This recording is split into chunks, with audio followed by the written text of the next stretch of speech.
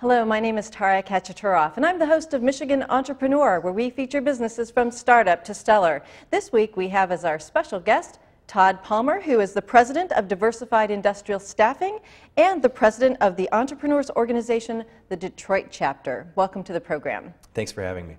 Well, we've got two things to cover with you today, not only your own business, but the fact that you're leading a group or a leader of a group here in the Detroit area for entrepreneurs. But before we jump into all of that, let's talk about you and your business. So who are you, Todd Palmer, and what do you do? Well, what we do is we are an industrial staffing supplier, primarily focusing on the skilled trade sector. We place CNC programmers, welders, highly skilled individuals who basically, with our processes, make an impact on a company day one as compared to day 31. And that's in a nutshell. that's pretty much it. It's pretty interesting because a lot of people confuse us with the temporary help company, which provides day labor, people who work short-term assignments, and 80% of our candidates currently have work. And we're just moving them from one company to another for maybe better opportunities for distance-wise or benefit packages or wages. And it's very much similar to what a headhunter does, but we do it in a blue-collar space as compared to the headhunter who does it on the CEO level.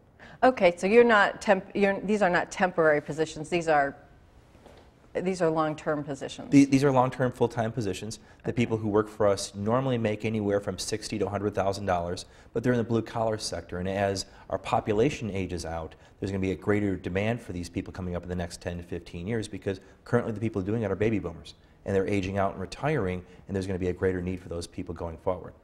So now, as part of I mean, where do you source all your candidates from? I mean, how do people find out about Diversified Staffing? That's a really interesting thing because most of our candidates are between the ages of 45 and 60 years old, and they're not always the most internet savvy group. So we do have to do a lot of programs for referrals. We do a lot of what we call resume searches. We'll find their resumes that maybe they posted or a family member posted for them, and we reach out to them. And we try to bring them into our fold because they're not looking to talk to us because they really don't know that we exist. We're one of the few companies in the country that do exactly what we do, and they're often very apprehensive in the beginning. And we just express to them we're very much like sports agents. We want to help represent you. We want to help you find a different job opportunity. Tell us a little bit more of what's important to you and what you're looking for. We run that through our processes in our database and find them different job opportunities. When I think what your three sectors were, like you cover construction, like the skilled trades and logistics, or yeah, basically construction, manufacturing, and logistics. Manufacturing and logistics. Yeah, when I saw your site, I was like, this is very interesting because I haven't really seen a site with this kind of specialty. And at first, I thought it was like kind of a temp type of placement, and now it's really more of it's the headhunter and helping you. You're doing the same thing, like you said, for white collar executives. Exactly, and often. People who are in that sector will just take the first job that's offered to them. They're not as savvy a job hunter as maybe a CEO or a CFO or a COO. And what we try to do is we try to create an opportunity for them to have 2 to 3 job options so they can pick what's going to be best for them and their families.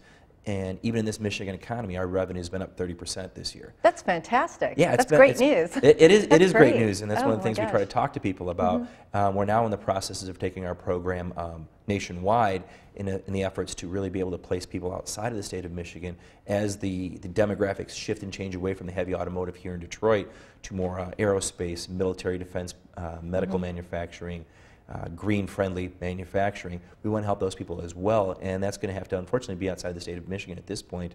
And really, our growth pattern is going to be planning on how do we do that, but still have a great Detroit success story. When you're looking to move your model outside of Michigan, are you going to be opening branch offices, or are you going to be affiliating with other types of people in other states? How are you going to do that? Actually, we're not going to do either of those. What we're going to do is we've got a core base with us here in Detroit of internal staff for our company, and we're going to use technologies and different programs to be able to reach out to manufacturers and employees around the United States and broker them as well. Very similar to a headhunter. A headhunter never meets his candidate face-to-face and never, or rarely if ever, meets their customer face-to-face. Why can't we apply that same philosophy to the blue-collar sector? If you're going to trust somebody to do it at a 6-figure level, why wouldn't we trust it for somebody making $20 an hour so we can really help? We're nothing more than matchmakers.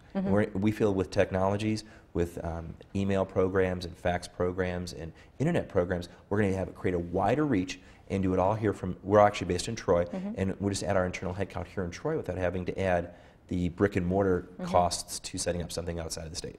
And good for you, because I do business entirely virtually and I never meet any of my clients. So Yeah. I love that model. Well, it's very much a paradigm shift, though, for our organization and for the space that we're in. I got into the industry through my brother.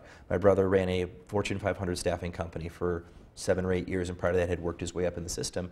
And they had always been a very heavy face-to-face program, and that's what I was always raised in. And now to go away from that is kind of a bit of a shift. But taking a look at the technologies and taking a look at how people buy and how I buy for my companies, I do rarely. everything online. Yeah, you do everything Right. online. And now we just have to be able to convince someone that we're really doing all of our processes and we're doing all of the things that we said we're going to do, because ultimately the customer has to choose the candidate. They've got to put them through a welding test or a CNC programming test at their facility, because every facility is so specific and unique.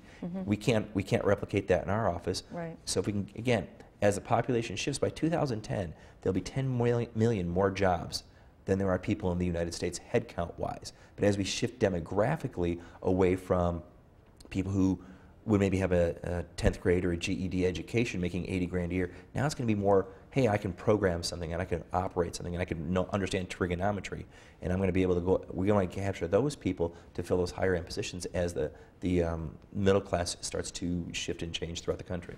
Now, when you look at I mean, your revenues are up, you know, greatly here and this is Michigan. You're just talking about what you're doing here in Michigan. Yes. And things are doing well for you. I mean, this is really saying, I mean, we definitely have some issues in Michigan that are being addressed right now, and serious issues, but there still are people doing very, very well here in Michigan, because we do have people like that on our program who, you know, things are going really well. Is there anything you're doing that's different than maybe other companies are doing that, you know, is speaking to why you're successful right now? I think the biggest thing is we have decided to focus and be very niche specific, and we only work within that niche of manufacturing, construction, logistics, primarily skilled trades placement, and there's not a lot of competitors in that space. So it's one of the things I haven't seen any, honestly, and I've looked at, I mean, I'm involved in the career coaching end of things in some aspect, and I've never seen anything like it. It's quite like what you're doing. We're trying to be very unique. I read one of Vern Harnish's books, The Rockefeller Habits, and one of the things that he focused on so much, as Jim Collins did in Good to Great, is have a niche and own your niche. And to be a general staffing service provider, there's no art to that. There's no skill to that. We're taking, again, the white-collar philosophy and applying it at the blue-collar level in order to help those people who really have never worked with someone like us before. We're not doing temporary help. We help someone get a new career. All of our employees, for example, get benefits through us day one. So if there is even that 90 to 120-day transition period, they're covered. Their family is covered. They get holiday pay. They get paid time off. We make a contribution towards those benefits, and we focus on a very specific sector. If we were generalists, we wouldn't have had the growth we've had. Now, why did you pick this particular sector to work in? Is something in your background that made you want to try this area out? Not really anything from my background. I grew up on a farm in the middle of the state. Prior to getting the staffing industry, I taught college for a couple of years. What did you teach? I used to teach organizational communications, entry-level 100 speech communication classes, public speaking, interpersonal dynamics. And through that interpersonal dynamic, though, I've noticed that when I did talk to blue-collar people, it took a lot to pull their knowledge and information from them. And it dawned on me that if it's a lot of work for me, maybe no one else is doing that same type of work. So how do we take and apply some of the skills that I had as a teacher into the staffing segment through some of the things that I learned through my brother? And basically, through the research that I did, like you said, there's not a lot of companies out there that do what we do. It's not the most glamorous, but there's going to be a massive need based upon demographics and statistics going into the next 15 years, and hopefully in the next 15 years I'll be able to retire and have to worry about it so much. But really, there's not anybody in our space, so we chose to go into a space that had few competitors, so we can hopefully own that niche relatively soon. And I hope a lot of people watch this program because to make people aware about this, and of course we'll have a press release on it as well, but you know, I want more people to know about your company, especially right now.